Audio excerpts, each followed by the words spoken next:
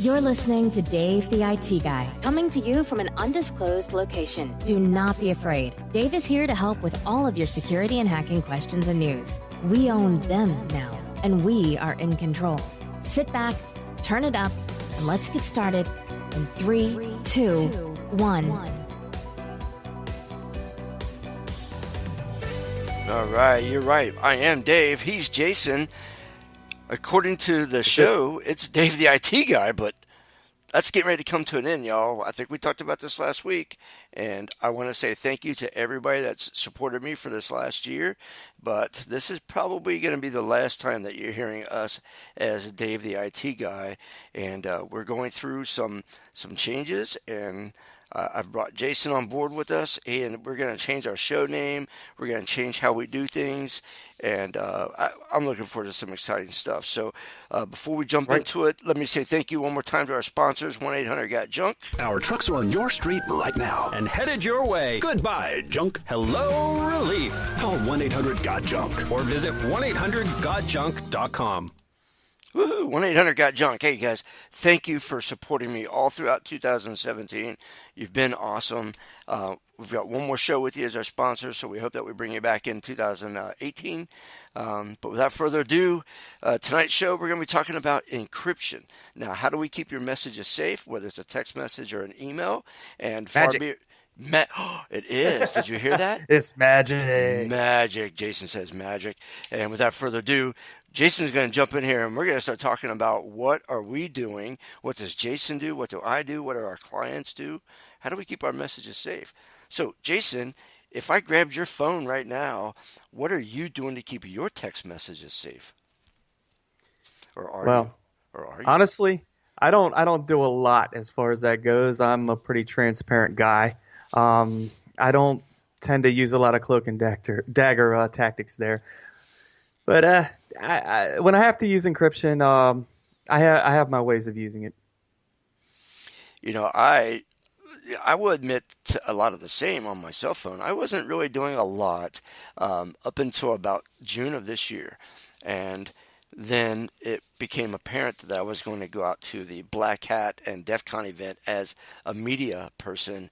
And I thought, man, these guys might be, and girls, might think, hey, look at this guy. He's just some dumb media dude, right? He doesn't know anything. We're going to go after him. And I was definitely worried that I would be viewed as a target and not a cohort, you know. So I jumped into some encryption, and I encrypted my phone. I encrypted my text messaging.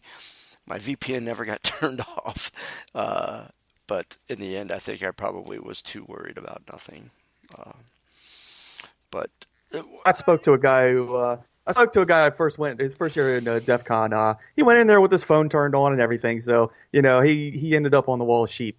The main lesson you're going to learn in rule number 1, don't bring electronics into DEF CON. That's right. No doubt about that. I mean, of the stuff you saw, most people were bringing in pretty much cleaned off, you know, boxes that had some like virtual boxes, some other virtualization, and you know, they're running a Linux box with virtualization and running something inside that virtualized box. So yeah, they were definitely doing what they could to stay as lean and thin as they could. But I ended up jumping into a little bit of text messaging, and I went on my phone. I went to Signal, and I'd say it's pretty well standard or well known as a standard text messaging. To my knowledge, it has not been compromised by, you know, the big wigs, the NSAs, the FBIs, the CIAs, the Russians. To my knowledge, do you know? It's a matter of time. Well, that's the thing, man. Yeah. You either haven't or you have, and you will be. It's one of those. Right. And you know, the same. I'm like you. I don't really get left of center too much, you know, as far as like what I'm sending. But on occasion, I've had to like text my wife, and I'll say something like, I need your social security number. I did do that once. And, and she's like, well, just call me. And I'm like, well, I was in a position where I couldn't verbally say things because I didn't want her on the other side to verbally say her social security number out loud. She was in the middle of a restaurant, right? So it's like, how do we do this discreetly? And Signal's the way we ended up. So kind of crazy. It's not a wrong way to go. I mean, it's a safeguard. It's just like any safeguard. That's what you want to do. Yeah, yeah, you're right. And we ended up, so on my phone, we use a VPN service. So we had our VPNs turned on, both of us, right? And we're both using our Verizon cell service, not on Wi-Fi. And then we had Signal turned on, and we we have our signal set up to where the messages expire after 5 minutes, auto expire. So Okay. so maybe we're like overboard crazy, like, hey, what's for dinner tonight with our signal messaging? But after a while, it's hard to not use it. Hmm. I see. I don't know. I get paranoid, and just because Well, I'm then again, paranoid, then again, I guess you gotta think about all the companies that have been exposed. You know, uh, how much of that do you believe is your information is included in that?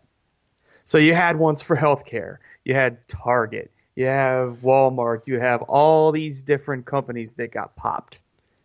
One time or another, it's only a matter of time before your identity's already out there.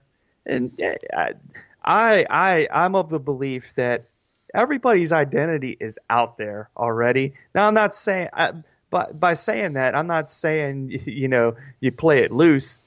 I mean, it's always good to it's always good to take a second guess at it.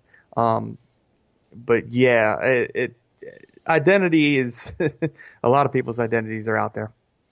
yeah, well, even my own. I mean, I've got compromised because a company that I did business with, they got compromised, and all of my data ended out there. And I'm like, and then I got kind of like laughed at amongst a small circle of friends. They're like, "You're supposed to be the security guy, and you talk a little smack, and you're supposed to be all great. So how the hell did you get compromised?" I'm like, "Well, I didn't.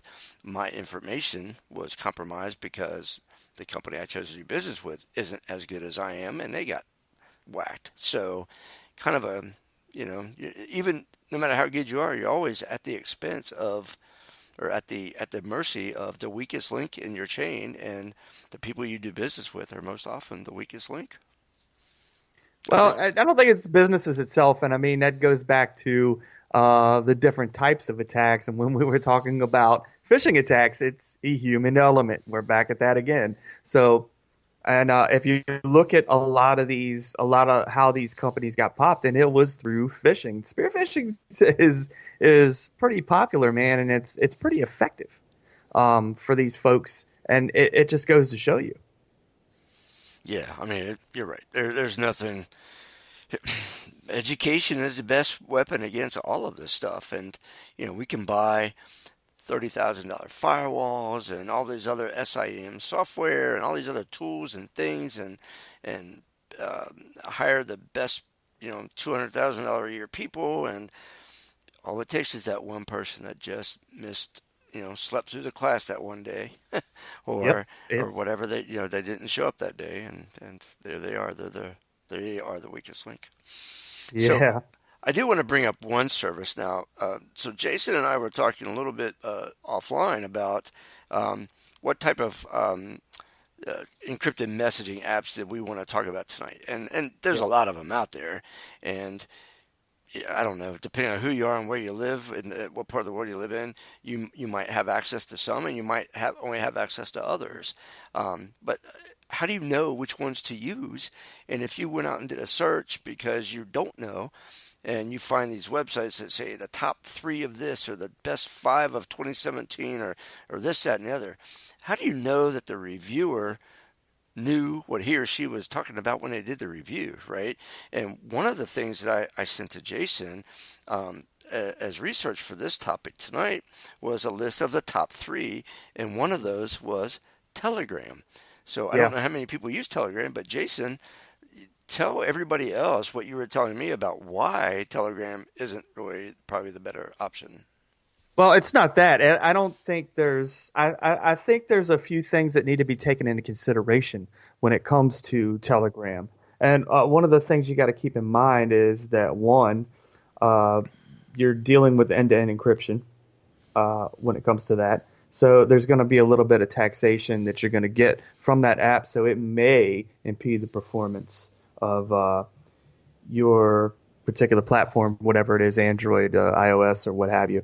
The other thing you got to keep in mind is, and this is historically accurate. So you're going to see companies that are going to try and roll their own encryption. They're going to use their own algorithms. They're going to do that. And from what I've seen historically, I've seen that fail more than it's succeeded versus using actual standards that are out here already, like, AES, Blowfish. You're using all these different types of encryption that have already been proven, that have already been run through paces. And I don't know, man. That would be my first point I would look at is, okay, what type of algorithm are you using? Is it end to end? Do you have a key server somewhere in the cloud? There's a number of variants here that really needs to be looked at instead of just, I'm going to download this and use it and kind of go about it blindly. I was so during my research of, I guess a year ago when I was trying to figure out what I wanted to do about encrypted messaging for myself, did I want to buy something or did I want to try to use free, and did I want to go to open source, or was I going to trust somebody else's build and what they did? One of the things that I don't do well in the IT or security field is I don't write encryption code. I don't write a lot of code. I do as very little coding as I need to accomplish whatever task, but I would never sit down and say, okay, today I'm writing this piece of software for whatever reason. That's just not where I live in this field. But going out and doing this research is exactly what you said. I found like, well, these guys are doing this, and how do I know that that even works? How do I know that they didn't leave themselves a big hole in the middle of all of this because they forgot a step, or they're not using good software development processes? And man, so how do you trust somebody, Jason? How do you know? How do you know who to trust? Well, here's the thing, and in the same breath, I'm going to say with Telegram, I don't know what type of software development practices they have. They could very well have something that's totally on point, but it's just you just got to remember that there are some pretty standard ways to do things, and I just know from my own experience and from watching other types of apps and things like that tried to use their own encryption, sometimes didn't succeed. Yeah, that's fair. That's fair. I don't mean to beat. I'm not trying to beat up on Telegram Messenger. Like I said, it may be very fine at this point. So there may not be anything completely wrong with this, but so in the context of along of what you're going with there, let's in the context of today, 2017, and with let's just say the last 6 months, so July to December of 2017, and the way that political upheaval in various parts of the world, including the U.S., have kind of come and gone. If you find a developer of encryption, whatever, and they're in the U.S. or they're in Russia or they're in China or Japan or South America, right, or even South Africa, so a wide variety of countries, and let's throw one of the Mideast, so Saudi Arabia, does the origin of that software maker, should that matter to you? I mean, should you care that you're downloading encryption software made in Russia or Saudi Arabia and you're an American? Should you care? Well, here's where that comes in, and it's always going to be the answer. It depends. What are you using it for? Who's using it? Is it the federal government? Is it the military? Is it are you using it on your own personal machine? It depends.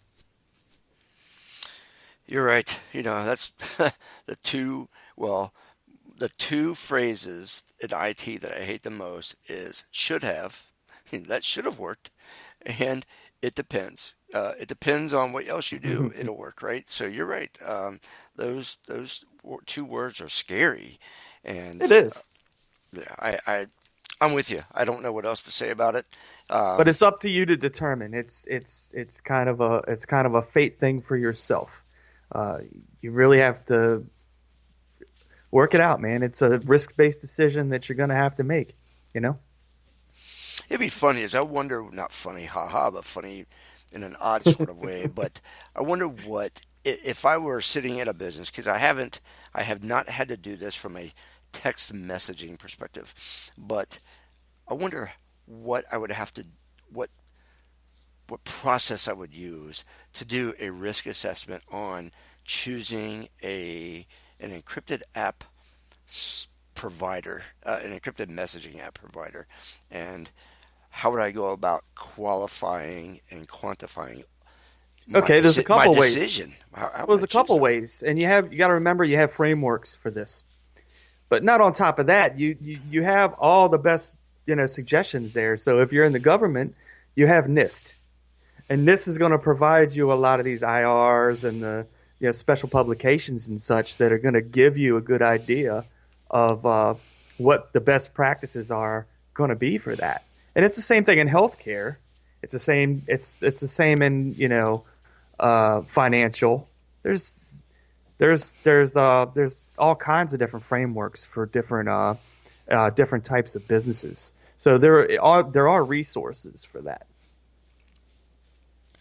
Question is are we going to pick the right resource to determine the right? What if I choose not NIST, but one of the other frameworks and or set of criteria, and then I don't know. I'm getting in the weeds here. I was going to say, what if I choose the wrong one and then misapply the standards, and I end up with, getting my text messaging cracked, 6 months later. But the reality is even if you do everything right, that possibility still exists. So, Well, you yeah. also have, like I said, when it comes down to that type of framework, it's best practices.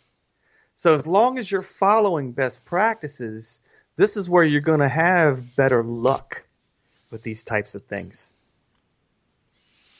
You're right. So for those listening and for a couple weeks ago when I teased this topic, I will say this is that of the things of the not things of the applications from a text messaging encrypted perspective, what I have found from first going out and researching the different apps that were available, and then going out to Reddit and other public forums and just asking general questions about people. I will say that the top two that I was told were the top two, not that I was told, but the top two that I saw people responding with were Signal, the Signal private messenger, which is free, and then Wickr, Wickr, and they have a paid app version that's, I don't remember. It's like a per month per user deal.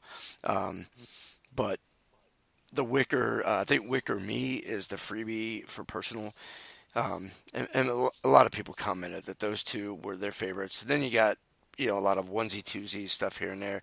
I did see Telegram commented at one point, I think. But not much, honestly. And that's odd because of you talking about, possibly because of where they're based, they might have some issues and things like that. So interesting. Well, let's Yeah. switch.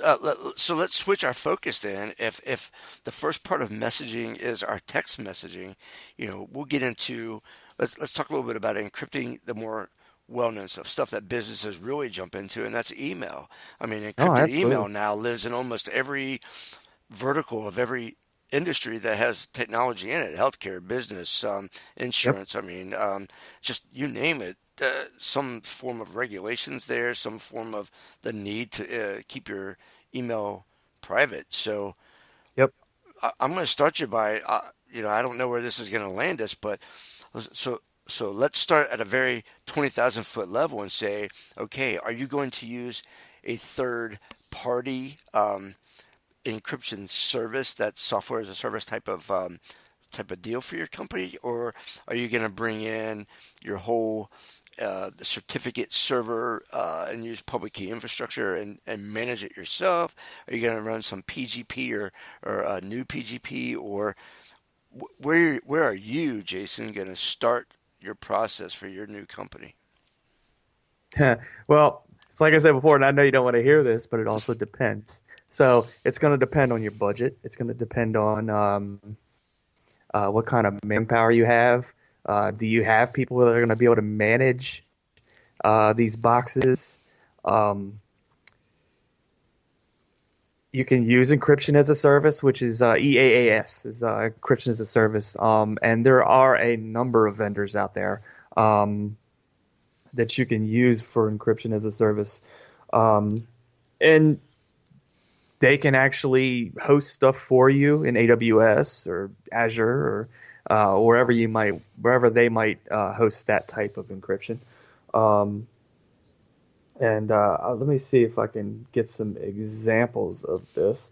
Well, I can throw one out quickly because I've got one third-party service that I have a lot of experience with, both implementing and using for the last several years, and it's called Cipher Post Pro, CIPHER Post Pro, and they are a sub-service of AppRiver, who's a spam hosting company and other spam filtering company, I should say. But they offer their thing called AppRiver Cipher Post Pro, and it's you get the whole plugins for your Outlook and your other clients that you use, and it's got web-based capability, a lot of bells and whistles as far as things that you can do, and message recall and double layer encryption and blah blah blah. But Yeah. So I again, knowing that it does depend, and it really does.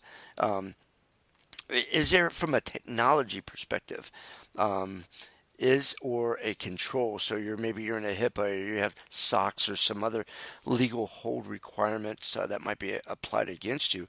Is there any real technology reason why you're thinking, you know what, I'm going to do something in-house because I need that much control? Or is the cloud-based services these days capable of mimicking so much that scenario that you still have that much control no matter which way you go? Does it really matter? All right, if you're going to do it in-house, here's a few considerations you need to make. One, if you're going to manage that box, one, you got to buy it. Two, you got to work out your OS. You have to harden the system. You're going to have to figure out mainly your routing, how you're using it, how it's accessed, where it can be accessed from. These are all going to be factors that are going to have to go into that as well.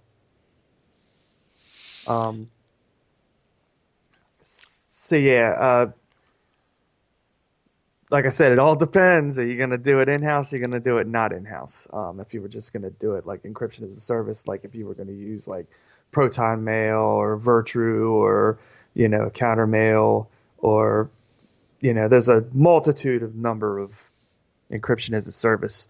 And a lot of them are certified through different different agencies like FedRAMP if you're part of the federal government, and I'm trying to recall what it is for if it's HIPAA compliant or Sarbanes-Oxley or one of those.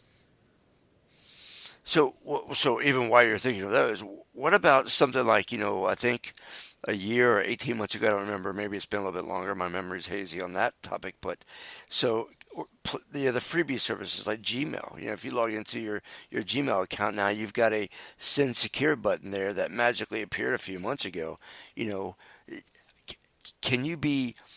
How sure can you be? And I know you can go out and read their terms of service, and I know you can. I'd read their white papers. Right. I mean, but you can read what they tell you, but what do you hear, if anything, about that service? Is it so little used that there's really no general consensus yet? Or, for the freebie services like a Gmail, have you read like, hey, yeah, we use this all the time, we've had no penetration that we know of, etc.? Or is it just not commented on enough yet, to know that you can trust the freebie services like a Gmail? Well, again, that's I guess, and I keep saying it depends. Damn it, quit I saying keep it leading you down depends. that path. I know. I'm gonna buy you a box of the pins and send it to you. That's for sure. Oh, wonderful! I'll use them all. So I haven't used a lot of these, especially a lot of the free ones. I haven't really used, and I haven't really had a context in which to use them in a lot of cases. Like, um,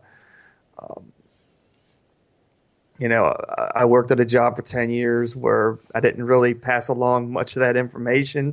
It was either faxed or, given to in person or that type of thing. Well, that's a nice curveball. So at It some is. point in this conversation, I'll throw that at you. We're talking about messaging, but we haven't even broached the topic of faxes. How are we securing these things these days with all the electronic faxing? So since that's a new topic that I didn't prep you on earlier, I'll give you a few minutes to think about that. But going back to the mail, if so, let's change a little bit the focus and say this, or let me ask this: if I were company A and I said, I need to get this little bit of information to somebody else in a different company, and that little bit could just be simply a username and password, and I have a decision or a choice that I can say, okay, I'm going to use my free Google Gmail Send Secure button, or I've got my, we'll give them some free shout out, my Cipher Post Pro as a service option. I've got my Wicker Me app on my phone. Um, Outside of sheer convenience, what would you choose if I handed you those three options and said, I need you to get this username and password in so and so's hands, and we know the person on the other end has the ability to receive your message no matter which format you choose. Which one are you choosing to use? Are you texting it? Are you logging into a software as a service? Or are you going to log into something more local to your machine and send that same information? Well, what I'm going to do is, I'm going to see what the options are. I'm going to do the research at least, or at least just find out a little bit of the details. How does it work? Can I ask questions? Is there somebody I can reach out to at this company? Can they provide a little bit more detail? That's kind of my methodology for doing that. If I'm gonna use something, I'm not. But that's just me, and that's just part of my security hat that's gonna come on as soon as I'm provided this situation. That's what I'm gonna do. And I not that I was trying to set you up. And for those listening, Oh, that's good. the questions that I'm asking, I know you might be like, Dave, you're supposed to be an IT security guy, and you're asking some of the dumbest crap you could be asking. Well, there's a point to that because I want to mimic, not that managers are stupid, but a lot of times we find people in leadership positions did not come from the IT world. They came from something else, and now they're thrust into leading IT initiatives. And so I like asking questions with that type of person in mind, so that some of these podcasts over the last year, hopefully help people who aren't IT people think like IT people. And so I've been peppering Jason with these types of questions to see, like, okay, you're sitting in a boardroom, Jason, and I'm going to ask you the not dumbest stuff, but I'm going to ask you some random, crazy questions that hopefully mimic a user or a set of users. And so for those listening, please, I'm a little bit smarter than that. And I kind of know, I think I know, not always, but I think I know where Jason is going to go with his answers. He's sizing me up. That's right. But I wanted to see how many times he would say it depends anyway. No, I'm kidding. That's not true. But it's funny because it depends and should have are the best two-word answers that there are in the IT field. So let's take a minute and let's talk about recovery. We're 30 minutes into this podcast. We've talked about some messaging apps, And it wasn't my intent to sell somebody a messaging app. We don't make any money off of what they use. It wasn't my intention to sell somebody an email encryption option. Again, we don't make any money off of that. But it's to get you to think like, how am I going to choose my option, and things like that. So let's think for a minute that I have whatever option I chose, and I find that some piece of really secret or important data did get compromised. What am I going to do to recover from that compromise? What can I do? And if you're following a framework set of guidelines or some other federal regulation, or maybe just an industry specific guideline, but not a law, where do you think we land in general with trying to recover, or can we? I mean, are we just stuck with, well, that one got away from us, and notify the people that their information got compromised, and let's move on? Do we think about changing our platform? Well, what do you think? What's the recovery posture look like? Well, the recovery posture is going to depend on the policy. What kind of policy are we dealing with? Did you say it yes. depends? And I'm going to continue to do it. But so it depends on their policy, because you got to remember the organization defines their policies. So what do they do? What's the act? What is step one? What's step two? How do they go about this? Now, I'm not going to answer a question with a question, but I will tell you that it depends. It depends. That's right. Well, and again, my point of asking it that way was exactly that. So for those of you listening, and you've got all these new initiatives at your company, and a place that I work at, we have a boatload of new initiatives in the last 6 months and in the next 18. I mean, our entire infrastructure is changing drastically, and 100%. Everything is changing, from how we do it to where we do it to what equipment we're doing it with, everything. And we've had to think in these veins of, and even so. This next question, Jason. So we've decided that we're going to do all of this, and we're going to take an AppRiver Cipher Post Pro software as a service, and I'm going to put an Exchange server on premise because I don't want to go to the cloud, and I'm going to have most of my server infrastructure in-house, but I've got a couple of things that are, vendor related things that are cloud based, and so now I'm going to bring them in. But when we talk about secure messaging, we're also talking about internal data getting from one part of our infrastructure to another part of our infrastructure. And then we're talking about what link encryption maybe between the different links that are how we're connecting from one piece of infrastructure to another. I mean, how do we even start considering that the data in transit or the data at rest? Where does that come into all of this big picture when we're talking about keeping our data encrypted and safe?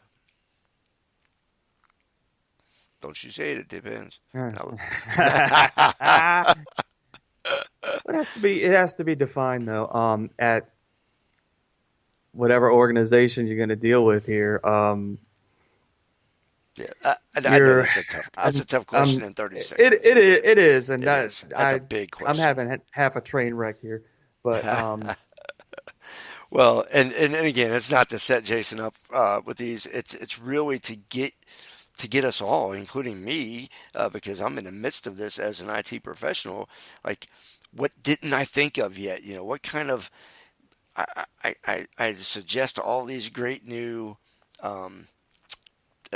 vendors or these new methods of doing things, and let's go to hyperconverged infrastructure, and let's go to 40 gigabit switching, and let's get some dark fiber across the road, and let's this, that, and the other, right? All this great stuff. But some of the questions that I realized, thankfully early on, by trying to map our goals to different framework layers, I found that there were many questions I forgot to ask or didn't consider even asking until the framework reading up, rereading framework guidelines made me think of things. And so I guess really what I'm trying to get at is don't forget that you have tools to help you remember what you didn't realize you forgot. So instead of sitting there thinking, I've got this from A to Z, well, even if you plan your plan A to Z, now go and try to compare that to NIST or something else, COBIT, anything, whatever framework is applicable to whatever you're doing, and see, do you match up with that? I mean, last few projects you've had to do, Jason, where have you had to map something directly to a framework, or how have you realized that you forgot something short of, oops, something just failed because I forgot? Has there been anything that's helped you catch a failure before it actually failed? Yes and no. One thing you can do, and it always comes down to best practices. So you're always going to have some sort of document. You're always going to have something, a resource, where you can reach out to get best practices. And one of those happens to be NIST for the type of work I do. So they have a multitude of,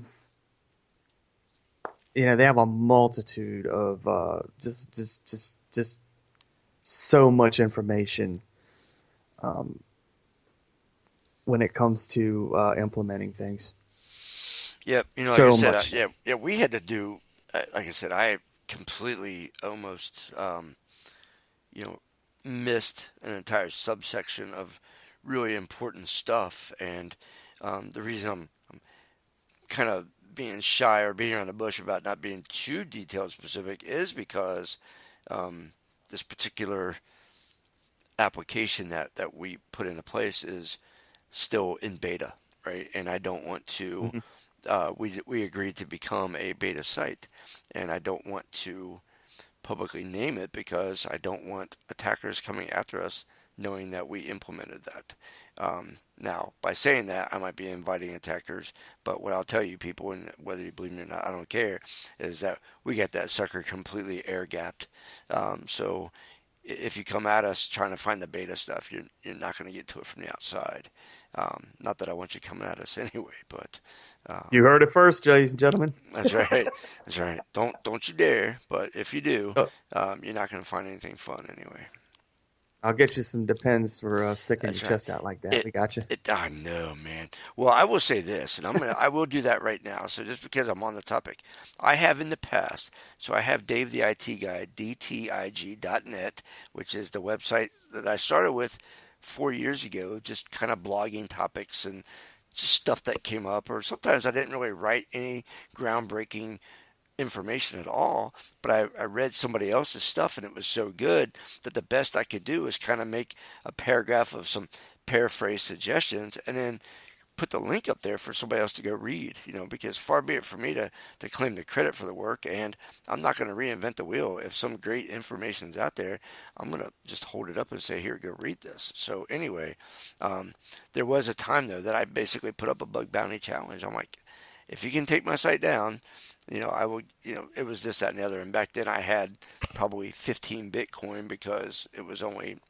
$70 per Bitcoin, not what it is now. So, I would offer half a Bitcoin for this or a full Bitcoin for that, or 2 or 3, whatever.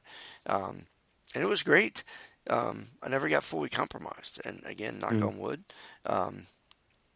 But I'll invite people to do this.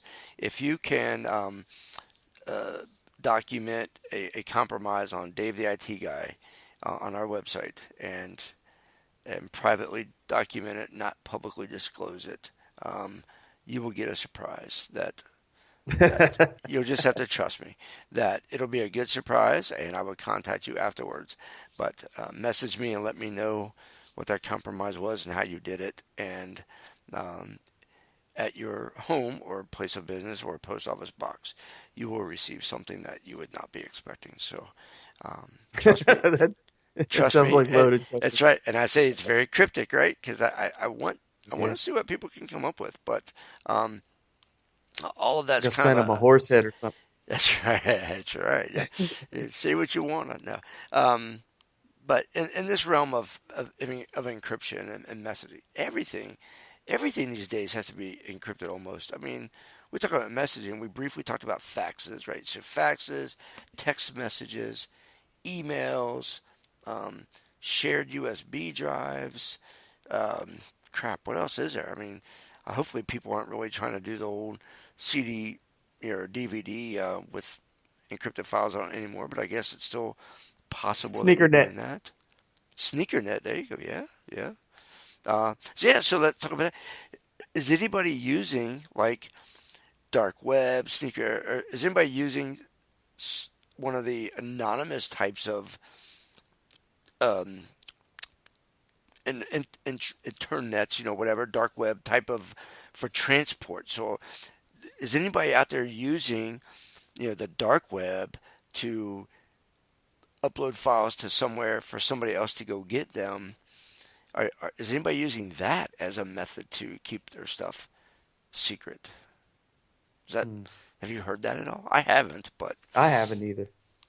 I'm trying to think of all the ways that people might be trying to get steganography. So how much is that being used to keep, what if I text you a photo of my dog, and in the photo of the dog is the Excel file of every password and username in my company? I didn't encrypt the picture. I just hid it. I hid data inside that picture. So is anybody out there still using steganography as a way to hide the data? Or is anybody encrypting a photo, right? So you're using 2 and 3 methods. What's the NSA whistleblowers doing to get the data from outside the NSA's environment into the hands of a WikiLeaks or somebody else? So what do you think, Jason? I mean, what kind of crazy methods are people using, do you think, to get to keep their data secure, and not because they're stealing it, but because they're trying to keep somebody else from stealing it? I mean, have you heard of any anecdotal comments or read about people doing some crazy things to keep their data private? What have you heard? I haven't read anything lately that would allude to any of that. I can't think of anything, at least. Yeah, and I was hoping that you would say, "Yeah, right," just because I'm in the same boat. It used to be when I would read different boards, back in my early days when it was just dial-up, my bulletin boards and things. But back when I might have had a voice recorder recording coin sounds on payphones, or maybe I didn't have that. I'm not sure. But, in those days there was a lot of open chatter, and I realized different world that we live in now. But for those of you out there who are listening, message us, send an email, go to or just send an email to dave@dtig.net and tell me about what you've heard about, or what you've read, or what you might be doing, for as much as you're willing to say.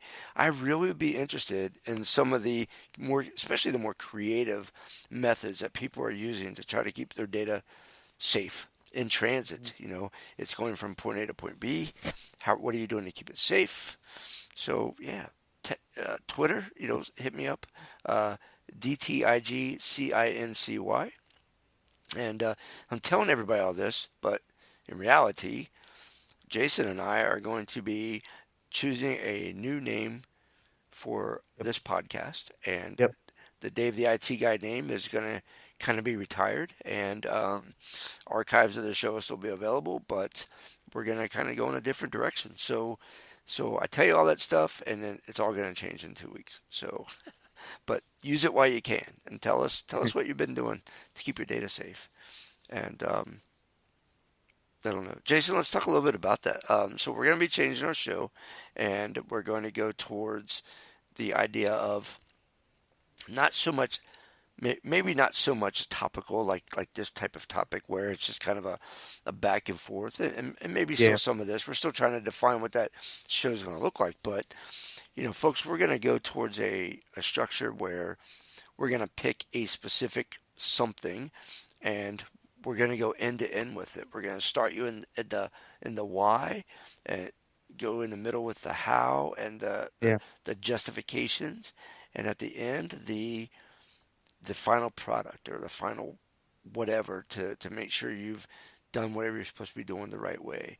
And some of that's going to be based on just our own interest. Some of it's going to be based on certifications and continuing education units that you can earn. But we're going to change it. So what do you guys want to hear in the show? Jason, what do you want to do? What direction do you want to take the show in? So I think Does it depend? the Does current it? events are no, the current events are always a good thing. But there's a lot to be desired as far as working out best practices, simple things that we can do uh, to get more out of things that we use on a day-to-day basis. I think would be a good start. But also, it depends. It depends. I am Yeah. going. I think that is the name of our new podcast. It That's a drinking game. depends. That's right. It Everybody depends. drink. Yeah. Yeah. Oh man. Imagine the Twitter comments that we might be able to get if we can get that kind of thing going. Every time we hear us say it depends, drink, and then send us a tweet. That would be awesome. Um, I'm sure if somebody had my picture, they would just start a meme that just says it depends. well, I wonder if the Twitterverse might get a picture of Jason. What do I know? Yeah. Yeah. So for you guys, so the other part too is that we're actually kind of spitballing show names, and so we're trying to have some fun with it, and yet try to keep it something that's memorable. Um, we've been throwing out names amongst just the two of us, and so far the closest thing we've gotten to, I think, is Bitbucket, which is a tech term from the software world. For those of you that are developers, you probably understand what that is. And Or oh, Bitbucket, whichever one. yeah, right, the Bitbucket, right. So yeah, so if you have a good idea about a show name that's easy to remember, we are going to continue our affiliations with iHeartRadio. They've been gracious enough to agree to let us stay on their platform. So iHeartRadio and the iHeartRadio app, iTunes, Stitcher, Spreaker, which the Spreaker app allows us to do two things. One, it allows us to broadcast live in real time and actually have a chat room so that as we're talking to you, you can jump in and chat with us and ask us questions in real time and become a part of the show instead of just listening to us talk. So, and then that RSS feed will feed some of the other places, blah, blah, blah. So, yeah, so it looks like we can start interacting live and as opposed to pre-recorded. So for those of you that are listening, Dave the IT Guy will certainly tweet out links to the new show, the new feed, the new everything over the next, you know, 10, Yeah. 10 to 14 days. But And I think that's the other thing I was actually, and I kind of forgot to mention this, and it's talking to people that are in the industry. So I think interviewing some folks, especially not just people that are, out there in the trenches today, but also vendors from various companies. I have a few contacts myself, but we may invite a few come on and what do you do and how do you do it and what do you what do you got to offer? right, no, you're right. Those are great. When I was at Black Hat, I get to interview Facebook's CIO. So Grift, if you're listening, buddy. So Grifter, who runs the tech department, if you want to call it that, for Black Hat. He goes to right now. Black Hat Europe is actually going on right now, and he's there running that, and he runs it here in the U.S. He also does DEF CONs and other events, so he spends roughly 300 days out of the year traveling the globe, being the tech lead for these events. So imagine, if you will, you're at Black Hat in Las Vegas in the 20th year, which was this year, with more than 15,000 attendees, and they're all using your wireless, and you're trying to make sure that these people aren't doing something to you to take you down just to make fun of you, right? And they're not oversaturating that network. And so you had to build this thing to be as bulletproof as you can. And I can tell you that I never had a problem the whole week. I could guarantee he probably felt like he had a target on his back. Yeah. I mean, I sat down with him for like 15 minutes on the fourth day, which was the fourth day of like the trainings, but the first day of the public thing. And if you've never met him, he's a pretty big dude, pretty imposing, pretty nice guy. I mean, really just a nice guy, but I don't know if he had hair at the beginning, but he had no hair by day 4. So, Grifter, buddy, a little quick shout out to you, but thanks. But yeah, interviews with people like him that are doing the IT, right? But they're also part of events, right? And yeah, you can't get any better. Or for those of you who, I'll even say this, for those of you listening who are considering vendors A, B, and C or whatever about a particular product, and you are trying to get unbiased, tell us. We'll bring them online and we'll ask questions. We'll grab somebody. Yeah, I'll grab the first person I can. That's right. I'll reach out and be the most irritating fool I can be just to get somebody in. Right. Reach out to us. Tell us who you'd like to hear from. And then on the day that we're interviewing them, jump into our chat room and ask your questions. I mean, we'll be your mouthpiece. And the whole goal of this new show is to have fun, to educate, to promote, to do whatever. As long as we're making IT and security better, that's the goal. Make it better. Yep. So yeah, jump in, join us, come have fun with us. But be watching out next week. We'll have our name picked out by then, and we'll start setting up the links and the Facebook and the Twitter feeds and all that good stuff. So Twitters and join us. All that stuff. Yeah, come join us. Hey, for those of you too that didn't know, I'm jumping all over the place, and I can't help it. But so this week, the Girl Scouts announced that they are offering a badge for their troops and their brownies, all the levels in the Girl Scout organization. But they're offering a cybersecurity badge. Sweet, which is awesome. Get the girls, and something I didn't know. Since I just took my CISSP 2 weeks ago, and I'm waiting for my final confirmation that I'm got the certification. But during that time, I've been researching ISC2's stuff that they do, and they have a few charitable things that they're doing. But one of them is they have a scholarship for girls, and if you are going to be focusing on like software development or cybersecurity, they have scholarships up to $40,000 per girl. And this money is sitting there waiting, begging for somebody to apply.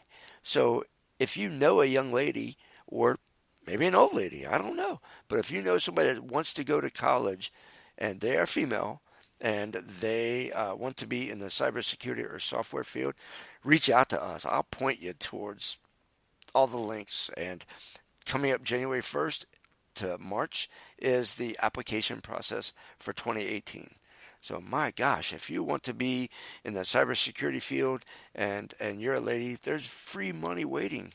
Don't let it sit there. Don't pay for everything yourself. So come hit me up. I'll do what I can to put you in the right place. But that's amazing. I mean, all that money is sitting out there, and I guess I didn't realize that. I mean, did I miss something? Jason's been a CISSP for a long time. I'm new to the party, so not a long time. Well, longer than me. I mean, well, but in all seriousness, I mean, so I haven't got to be involved with anything like local chapters, and I haven't done any of that stuff yet. Yeah. But in your time, for what little, and I don't want to put you on the spot, but for whatever lot or even a little that you've got to see, I mean, are we getting, are the ladies finally coming to the cybersecurity field and stepping in and doing what we all know they're capable of? I mean, I think this was my third Black Hat event this year in my life, so only 3. But I certainly saw more ladies at this event than the other 2 combined.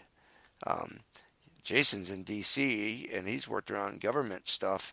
So around the government agencies, are you seeing a larger swath of the ladies in the cybersecurity field, or is it not caught up yet? I've seen a great number, and I'll tell you what, there's a few of them I'm scared of. There's some really sharp ones out there, man. I'm not even gonna joke with you. And I'll tell you what, man, that's the thing. Every bit as smart as anybody else that's in that field. Really, really sharp people. Any lady that I've ever met that has a CISSP, I've met like ladies that are instructors that instruct boot camps for CISSP. There's one lady in particular that I know. Her knowledge of cryptography would just bury me. I mean, that's where she came out of, was crypto. Bad. But, oh yes, there's some bad women out there, man. I'm going to tell you. Well, and I got to say that I don't mean to make it sound like at all like, oh, the women are catching up to us. And that's not what I mean. It's the industry is catching up to them. You know, the industry has been an old boys club. There's no doubt.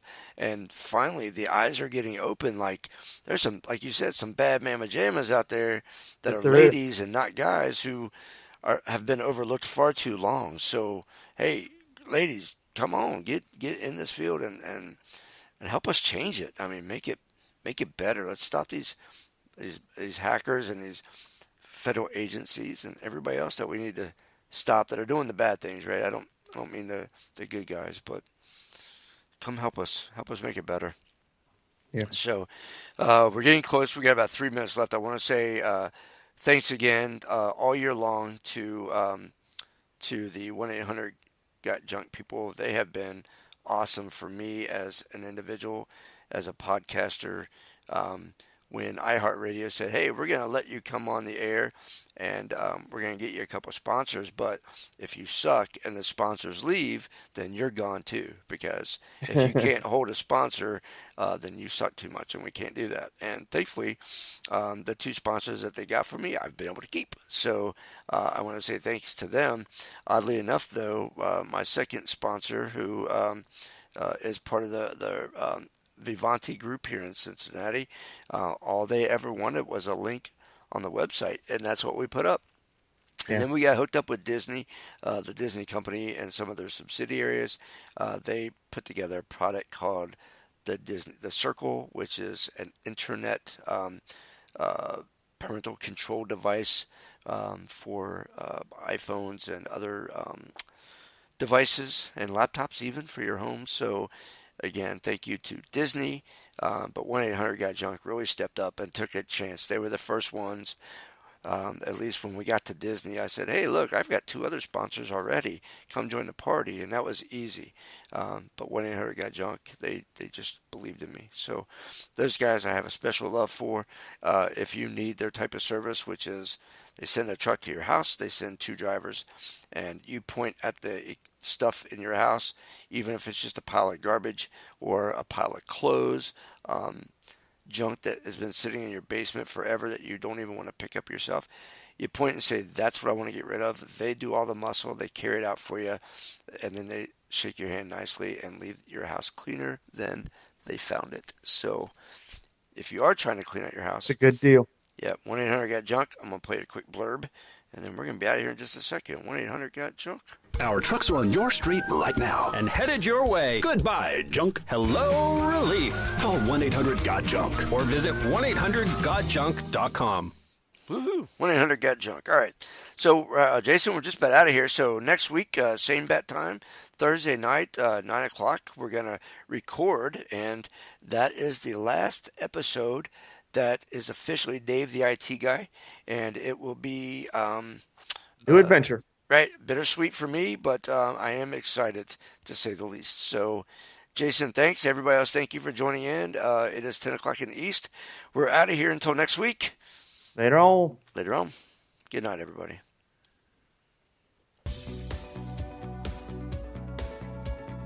Okay, so that's it. You've heard what Dave the IT Guy has to say. Hopefully you were inspired to take some action or to continue to learn more on your own. At the very least, we hope you'll tell others about Dave and his podcast and ask them to come check it out. As always, you can download episodes on the iHeartRadio, Spreaker, and Stitcher apps or in iTunes by searching Dave the IT Guy. You can also just visit dtig.net and listen in the on-demand players on the website. Plus, you can read some of his blogs that don't make it to air.